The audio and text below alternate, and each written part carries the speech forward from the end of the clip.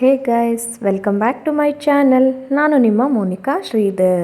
ಬನ್ನಿ, ಇವತ್ತು ನಾನು 3 ಕಿಚನ್ ಟಿಪ್ಸ್ ನಿಮಗೆ ತಿಳಿಸ್ಕೊಡ್ತಾ ಇದ್ದೀನಿ. ಮೊದಲನೇದಾಗಿ ಈ ರೀತಿ ಬೆಳ್ಳುಳ್ಳಿ ಎಸಳನ್ನು ಒಂದು ಕಪ್ಪಲ್ಲಿ ತಗೊಳ್ತಾ ಇದ್ದೀನಿ ಬಿಡಿಸ್ಕೊಂಡು. ಅದಕ್ಕೆ ನಾನು ಸ್ವಲ್ಪ ನೀರನ್ನು ಬೆಚ್ಚಗೆ ಮಾಡಿಕೊಂಡು, ಸ್ವಲ್ಪ ಬಿಸಿ ಇರಲಿ ನೀರು, ಆ ಬಿಸಿ ನೀರನ್ನು ಈ ಬೆಳ್ಳುಳ್ಳಿ ಎಸಳಿಗೆ ಹಾಕ್ತಾ ಇದ್ದೀನಿ. ಇದನ್ನು ಹಾಕಿ ಒಂದು 5 ನಿಮಿಷಗಳ ಕಾಲ ಅದನ್ನು ಸೈಡಲ್ಲಿ ಇಟ್ಬಿಡಿ. ಸಿಪ್ಪೆ ಆಮೇಲೆ ನೀಟಾಗಿ ಬಿಚ್ಚುತ್ತೆ. ನೋಡಿ, ಇವಾಗ 5 ನಿಮಿಷ ಆಗಿದೆ. ನೋಡಿ ಎಷ್ಟು ಬೇಗ ಸಿಪ್ಪೆ ಬಿಸ್ತಾ ಇದೆ ಅಂತ. ತುಂಬ ಬೇಕಾಗಿದ್ದರೆ ನಮಗೆ ಬೆಳ್ಳುಳ್ಳಿ ಕಡುಬುಗೆಲ್ಲ ಮಾಡಿದರೆ ಜಾಸ್ತಿ ಬೇಕಾಗಿರುತ್ತೆ ಬೆಳ್ಳುಳ್ಳಿ. ಆ ಟೈಮಲ್ಲಿ ಸುಲ್ಕೊಂತ ಕೂಡೋಕ್ಕೆ ಆಗೋದಿಲ್ಲ. ಅಂಥ ಟೈಮಲ್ಲಿ ಈ ಕಿಚನ್ ಟಿಪ್ಸ್ನ ನೀವು ಯೂಸ್ ಮಾಡ್ಕೊಳ್ಳಿ. ಬೇಗನೆ ನೀವು ಬೆಳ್ಳುಳ್ಳಿನ ಬಿಡಿಸ್ಕೊತೀರ. ನೋಡಿ ಎಷ್ಟು ಬೇಗ ಬಿಡ್ತಾ ಇದ್ದಾವೆ ಸಿಪ್ಪೆ ಅಂತ. ನೀವು ಕೂಡ ಇದನ್ನು ಒಮ್ಮೆ ಟ್ರೈ ಮಾಡಿ. ಎರಡನೇ ಕಿಚನ್ ಟಿಪ್ಸ್ ಏನು ಅಂದರೆ, ಇವಾಗ ಒಂದು ಬೌಲಲ್ಲಿ ನಾನು ನೀರನ್ನು ತಗೊಂಡಿದ್ದೀನಿ. ಆ ಬೌಲಿಗೆ ನಾನು ಒಂದು ಅರ್ಧ ಸ್ಪೂನಷ್ಟು ಉಪ್ಪನ್ನು ಹಾಕ್ತಾಯಿದ್ದೀನಿ. ನೋಡಿ, ಉಪ್ಪನ್ನು ಹಾಕಿ ಒಂದು ಸಾರಿ ಮಿಕ್ಸ್ ಮಾಡ್ಕೊಳ್ಳಿ.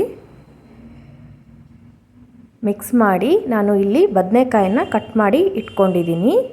ಈ ಬದನೆಕಾಯಿನ ಈ ರೀತಿ ಕಟ್ ಮಾಡಿ ಇಟ್ಟ ತಕ್ಷಣ ಈ ಉಪ್ಪಿನ ನೀರಿನಲ್ಲಿ ಹಾಕಬೇಕು. ಉಪ್ಪಿನ ನೀರಿನಲ್ಲಿ ಹಾಕೋದ್ರಿಂದ ಬದನೆಕಾಯಿ ಒಳಗಡೆ ಕರಗಾಗೋದಿಲ್ಲ. ಅದಕ್ಕೋಸ್ಕರ ಈ ರೀತಿ ಹಾಕಿ ಇಟ್ಕೊಂಡ್ರೆ ನೀವು ಮಸಾಲ ರೆಡಿ ಮಾಡೋವರೆಗೂ ಈ ರೀತಿ ಇಟ್ಕೊಳ್ಳಿ. ಬದನೆಕಾಯಿ ಕಪ್ಪಾಗೋದಿಲ್ಲ. ನೋಡಿ, ಈ ರೀತಿ ಇಟ್ಕೊಳ್ಳಿ. ಸರಿ, ಮೂರನೇ ಕಿಚನ್ ಟಿಪ್ಸ್ ಏನು ಅಂದರೆ, ಒಂದು ಪ್ಲಾಸ್ಟಿಕ್ ಕವರ್ನ ತಗೊಳ್ಳಿ. ಅದನ್ನು ನೀಟಾಗಿ ಸಾಫ್ಟಾಗಿ ಮಾಡ್ಕೊಳ್ಳಿ. ಎರಡೂ ಬದಿಗೆ ಕಟ್ ಮಾಡ್ಕೊಳ್ಳಿ. ನೋಡಿ, ಒಂದು ಸೈಡ್ ಕಟ್ ಮಾಡಿದ್ದೀನಿ.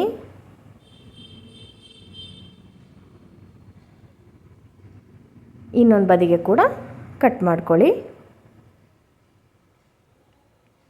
ಈ ರೀತಿ ಕಟ್ ಮಾಡ್ಕೊಂಡಾದಮೇಲೆ ಅದನ್ನು ಈ ರೀತಿ ಓಪನ್ ಮಾಡಿ ಮತ್ತೆ ಒಂದು ಸರಿ ಸಾಫ್ಟಾಗಿ ಉಚ್ಕೊಳ್ಳಿ ಕವರ್ನ. ಅದನ್ನು ಇವಾಗ ಉದ್ದಕ್ಕೆ ಇಟ್ಕೊಳ್ಳಿ. ನೋಡಿ, ನಾನು ಇಲ್ಲಿ ಲತ್ತಣಿಗೆ ತೊಗೊಂಬಂದಿದ್ದೆ. ಆ ಲತ್ತಣಿಗೆ ತೊಗೊಳ್ಬೇಕಾದ್ರೆ ಏನಿತ್ತು ಅಂದರೆ, ಚೆನ್ನಾಗೇ ಇರೋದನ್ನು ತೊಗೊಂಡಿದ್ದೆ. ನೋಡಿ, ಒಂದು ಕಡೆ ಕಚ್ ಬಿದ್ದಿದೆ. ಅಂಗಡಿಯವ್ರು ಏನು ಮಾಡ್ತಾರೆ ಅಂದರೆ, ಕಚ್ ಬಿದ್ದಿರೋ ಜಾಗದಲ್ಲಿ ಸ್ಟಿಕ್ಕರ್ನ ಅಂಟಿಸ್ತಾರೆ. ಸೊ ಅದಕ್ಕಾಗಿ ನೀವು ನೋಡಿ ತೊಗೊಳ್ಳಿ. ನಾನು ಎಲ್ಲ ಕಡೆ ಸಾಫ್ಟಾಗಿದೆ ಅಂತ ತೊಗೊಂಡೆ. ಆ ಸ್ಟಿಕ್ಕರ್ ಹಚ್ಚಿದ ಜಾಗದಲ್ಲಿ ಮಾತ್ರ ಈ ರೀತಿ ಕಚ್ ಬಿದ್ದಿತ್ತು. ಮನೆಗೆ ಬಂದು ನೋಡಿದೆ, ಅದು ಸ್ಟಿಕ್ಕರ್ ತೆಗೆದಾಗ ಅಲ್ಲಿ ಆ ರೀತಿ ಮಾರ್ಕ್ ಇತ್ತು. ಆ ರೀತಿ ಇದ್ದಾಗ ನಾವು ಚಪಾತಿ ರೊಟ್ಟಿ ಮಾಡಿದಾಗ ಅದು ಕಟ್ಟಾಗುತ್ತೆ. ಅದಕ್ಕೋಸ್ಕರ ಈ ರೀತಿ ಕವರ್ನ ರೋಲ್ ಮಾಡಿ ಎರಡೂ ಬದಿಗೆ ಒಂದೊಂದು ರಬ್ಬರ್ ಬ್ಯಾಂಡ್ ಹಾಕಿದರೆ ನಾವು ಮಾಡುವಂತಹ ಚಪಾತಿ, ಪೂರಿ, ರೊಟ್ಟಿ ಯಾವ ಕೂಡ ಕಟ್ಟಾಗೋದಿಲ್ಲ. ನೀವು ಮತ್ತೆ ಬಿಸಾಡಿಬಿಡ್ತೀರಾ ಈ ರೀತಿ ಇದ್ದಾಗ ಕಟ್ಟಾಗುತ್ತೆ ಅಂತ. ಬಿಸಾಡೋದು ಬದಲು ಈ ರೀತಿ ಒಮ್ಮೆ ಟ್ರೈ ಮಾಡಿ ನೋಡಿ.